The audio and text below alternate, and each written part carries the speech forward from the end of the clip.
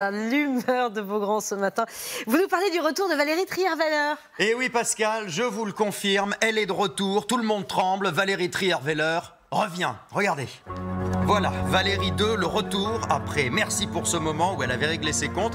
Valérie Trierweiler est de retour plus remontée que jamais dans On se donne des nouvelles. Voilà, on peut enlever la musique là pour le coup parce que ça ne colle plus. Voilà, On se donne des nouvelles, c'est son nouveau livre qui vient de sortir hier où Valérie Trierweiler parle de son parcours, de ses rencontres, de sa vie, des premières dames, de son rôle à l'époque où elle le fut, de ses engagements, de la façon dont elle a refait sa vie et surtout elle parle encore de François Hollande. Alors c'est 3 pages sur 300, c'est vrai, mais en bonne journaliste qu'elle est, elle imagine bien que ces 3 pages vont être particulièrement scrutées. Elle explique qu'elle est persuadée qu'il veut se représenter en 2022 pour se venger d'Emmanuel Macron.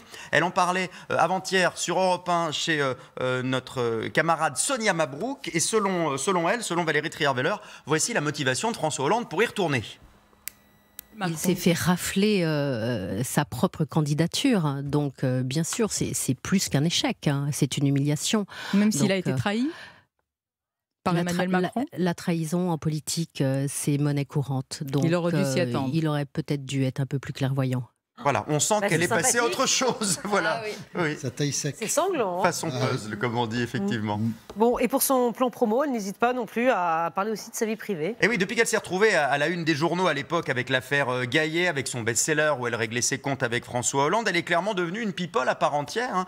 Et du coup, elle surfe aussi sur cette vague pour la promo de son livre. Regardez l'article dans Paris Match cette semaine, 4 pages, dans son propre journal, hein, puisqu'elle travaille à Paris Match, elle y est journaliste. Elle a décidé d'y présenter son nouveau compagnon cette semaine. Il s'appelle Romain Magellan, ex-pilier de rugby, beau gosse. Voilà, écoutez les mots de l'article de Paris Match. Pour vous les lire, je vais demander à la régie, s'il vous plaît, de mettre une petite musique sexy, parce que l'article, ça vaut le coup. Merci beaucoup.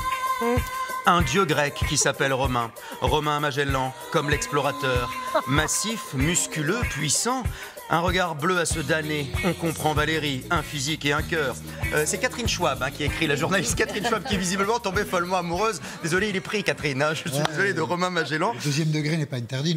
Non mais c'est vrai, effectivement. Elle raconte d'ailleurs, Catherine Schwab, la première rencontre entre Valérie Trierweiler et Romain Magellan grâce à un événement pour l'association Ella contre les leucodystrophie.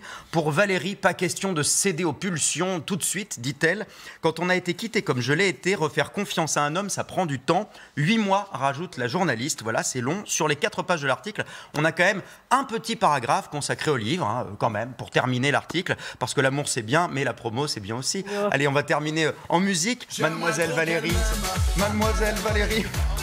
C'est festif pour le week-end. C'est vieux cette chanson. Kinvé. Ah. Mademoiselle Valérie. Non, ça ne dit rien. C'est pas à moi qu'il faut demander, Christophe, c'est plutôt à Hélène. Vous voyez, voilà.